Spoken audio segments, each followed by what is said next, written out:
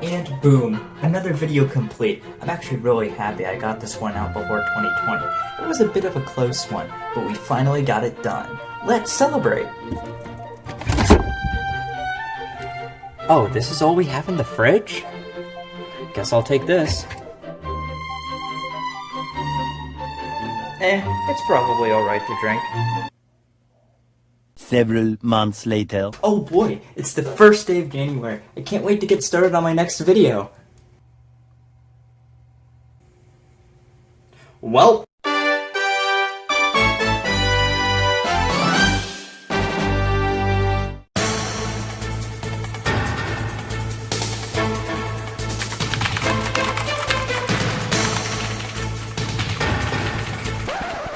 Oh hey, you just caught me working on my indie game. Now there have been a ton of successes with indie games in recent years, including Mighty No. 9 for the 3DS and the Ouya, so I wanted to throw my own hat in the ring. Okay guys, development update, I finally got a preview of my game working. Let's check it out.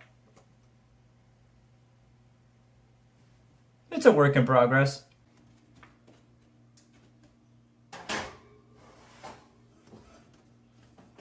We're gonna let my game sit in the oven for a little bit. People always go on about this or that on how a game should have stayed in the oven for longer, so we're gonna try a little bit of that ourselves. Anyways, while my indie game is grilling, I got nothing else to do today. So let's spend the rest of the day talking about some of my personal favorite indie games, and maybe talking about them will give my own personal one a little bit of luck.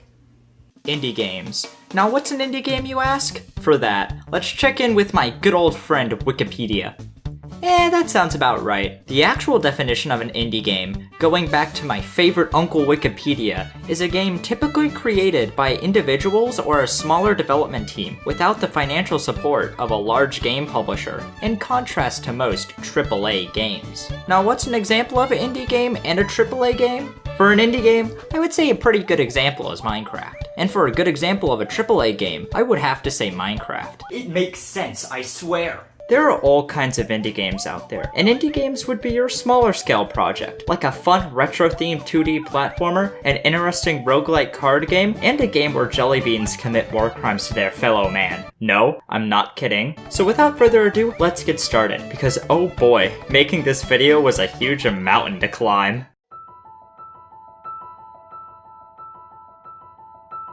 Celeste, a game everyone told me was fantastic and I should play it right now. I got it when it was free on the Epic Games Store around a year later. But trust me, I don't feel proud of being tardy to the party on this one, because this game is very rock solid. Get it? Rock solid?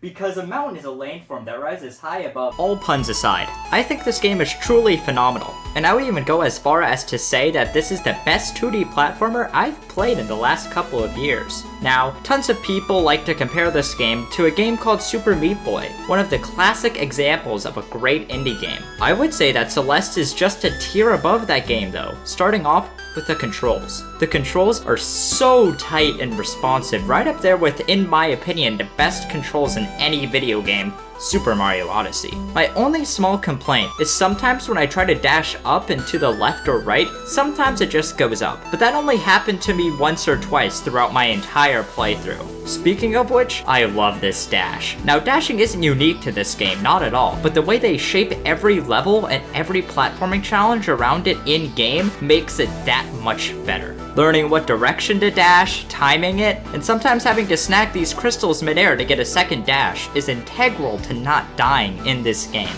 And trust me, you'll be dying. A lot. Like 637 times a lot. It never feels too bad to die though. You always respawn relatively near where you died, and every time minus one or two exceptions, I'd say it's 100% your fault and not the game's. I want to mention the level design of Celeste, but I won't be talking about it for too long, or else I'll spend an entire day talking about Celeste's level design again. Yes, there was a first time. I think the genius of this level design is obvious, even to people like me who know nothing about game design. To start, each chapter of the game has a unique gimmick that matches with the environment and introduces opportunities for neat platforming challenges. Chapter 1 acts as the tutorial, focusing on you using your main dash ability, while Chapter 2 expands on it with the introduction of this goo you can dash through, while Chapter 3 introduces this new goo that you have to maneuver around quickly or you die. And Chapter 4... and it finally comes together in this beautiful package in the last main level, the summit. And it all just works perfectly together. Not again. We talked about gameplay for a bit, but now let's talk music. And my god, this is good. This game has a banger after banger, and every song helps to build the weird, scary, and ultimately fulfilling environment that is Celeste Mountain, all the way from the tutorial level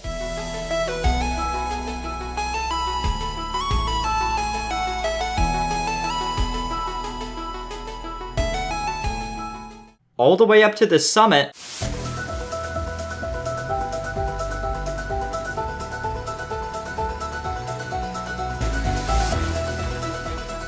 and all the quiet moments in between.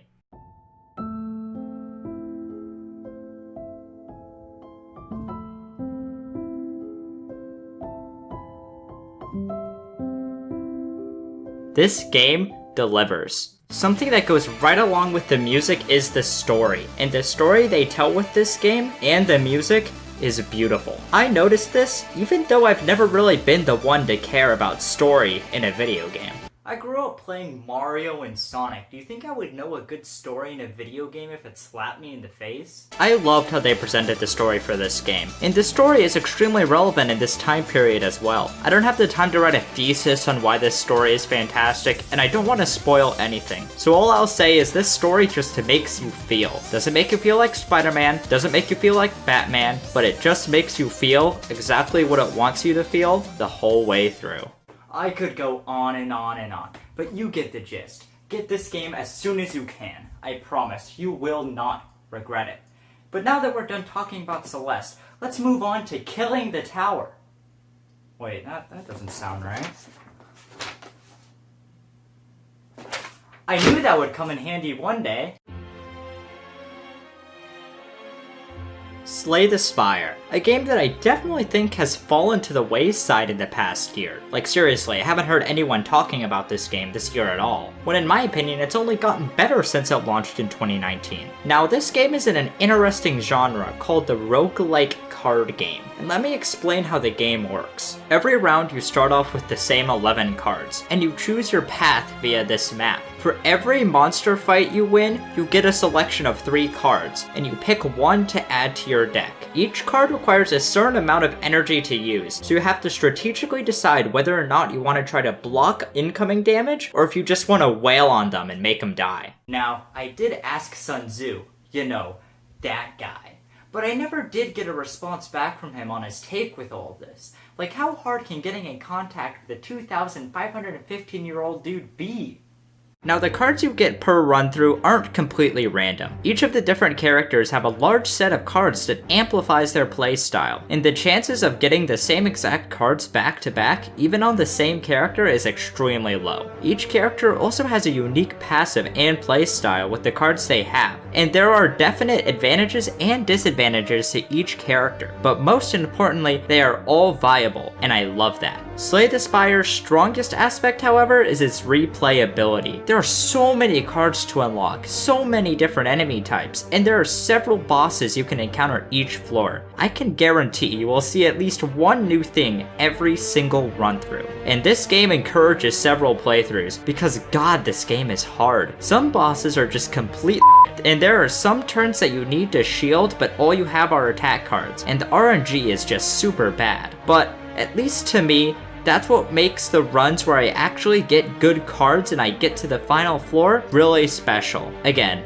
is it complete bullshit sometimes? Yeah, but all card games are like that to a degree, so I can't really dock it too much. Besides the game itself, there really isn't too much else to note on. The game runs fine on my relatively weak PC, which is good. The animations get the job done, although some of the attack animations are a little lame. The music also kinda just gets the job done. It's nice background music, but nothing I would go out of my way to listen to. And if you asked me what the story was, I couldn't give you an answer. But that's okay. Slay the Spire doesn't necessarily need any of it, as the gameplay is addictive enough for me. Now, I own Slay the Spire on 2 platforms, on Switch and on PC, and I already talked about how the PC version runs pretty well. So the Switch version should, right? So let's talk about Slay the Spire on Nintendo Switch. Now, am I happy that this super fun, addictive game is available on a handheld game console? Of course, but I feel the game could have been optimized a lot better. If there are too many cards on screen, or too many enemies in a room, the game starts to chug quite a bit, and when I got the game at launch, crashes were all too common. Good news is, they seem to have smoothed out the crashes since then, and the slowdown doesn't make the game unplayable or anything, but I just wish the Switch version ran just a bit better. And that was Slay the Spire. A really nice hidden gem of sorts that I would recommend to anybody who likes breaking down buildings. Now, I can't wait to get into this next game, and let me tell you, you guys are gonna dig it.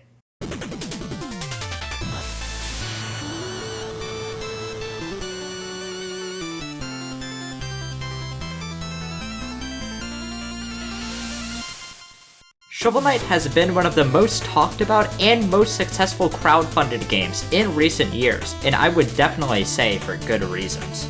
Now, you could call me just a bit of a Shovel Knight fan, seeing as I own this game on a variety of platforms. I own it on the 3DS, I own it on the Wii U, but most importantly, I own it on a platform that you've never even thought of before. That's right, I own Shovel Knight in real life. Now you may be asking yourself, MikeSpike, why would you want to own Shovel Knight in real life? I don't know. Graphics are pretty good. So Shovel Knight is a weird game to talk about, seeing as when you buy it nowadays, it comes with a whopping 4 campaigns, each of which have different stories, level designs, gimmicks, and a playable boss character. Now to tackle this challenge, I've decided to bust out the mystical, the all-knowing, the all-powerful Spike Scale. Now, if you've never heard of the Spike Scale before, that's okay, because I'm here to bestow this knowledge upon you. Now, the Spike Scale is a 3-point system. It could either be a Mike Spike, the absolute highest honor a game can get, I could just Mike like it, or the game can take a Mike hike and get the heck out.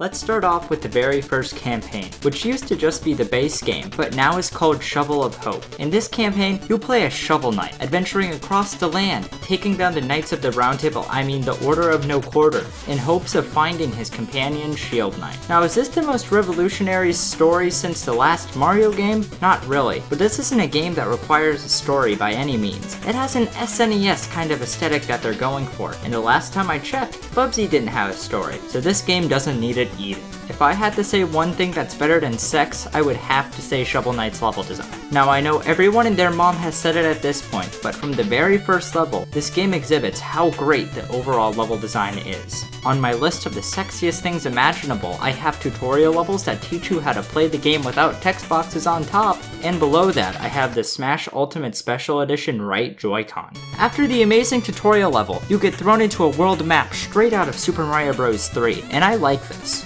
It's an extremely efficient way to get from level to level, and you also get a choice of what bosses you want to fight first. Speaking of bosses, this game is set up like any Mega Man game, in which there are 8 relatively big stages that end in a boss, and there's a set of 3 levels to get to the final boss. Each stage has a variety of collectibles, including music sheets you can give to the bard, chests filled with jewels, and not Will Smith in a chest, who will give you a new item if you cough up enough dough. Without making this video last 8 more months, all I'll say is if you're looking for a retro platformer with an amazing difficulty curve, you can't look much further than this. I give Shovel of Hope a Mike Spike. Next up is the Plague Knight campaign, also called Plague of Shadows, and to me, this is the weakest one of the bunch. You play as Plague Knight, and honestly, I prefer how Shovel Knight controls way more. The controls overall here just feel a little less tight, and his jump range is pitiful, although you do have a double jump and a boost. The worst part, however, is knockback from enemies. Getting hit by a single enemy is like a one-way ticket to Mars, and it makes this campaign feel a lot less fun and a lot less fair than Shovel of Hope. Now, is it terrible? Not at all. I just think compared to the rest of the campaigns in this package that it's by far the weakest. I'll have to stick with a Mike-like. And you know, actually, when I said that the worst part of the entire campaign was the enemy knockback, I lied. The worst part was the single text box that was in the tutorial. Frick off, tutorial text box. That was hard to say, Jesus. After that is Spectre Knight's campaign, Spectre of Torment, and this is fantastic. The name of the game here is Mobility, and the amount of options they give you here, such as climbing up short walls, wall jumps, and dashes, make this one of my absolute favorite to control. Spectre of Torment has the second best level design of all of the campaigns, first going to Shovel of Hope, and I have nothing bad to say about it. Even some of the remixed tracks, which all of the stages have, are better than the originals. Spectre of Torment gets an easy Mike Spike. And last but not least, there's King Knight's story, King of Cards. Now the platforming here is... This one's just a card game. 10 out of 10, a million times better than Spectre of Torment, the best Shovel Knight campaign of all of them. You cannot stop me. This is getting 10,000 Mike Spikes. This is getting every Mike Spike I have. It is a card game, baby. Yeah! But if you could even believe it, there's more. This collection of sorts also comes with an entire fighting game called Shovel Knight Showdown, and I love it. This game combines its own style of platforming with a little bit of Smash Brothers mixed in, and honestly, I would buy the entirety of Shovel Knight Treasure Trove for this alone. There are a bunch of stages, a bunch of Shovel Knight characters, and for a side mode, this side mode is better than the entirety of Plague of Shadows. This is another easy Mike Spike in the bag for Shovel Knight Treasure Trove. Well, that's all I have to say about my favorite indie games. Oh hey, my game is done!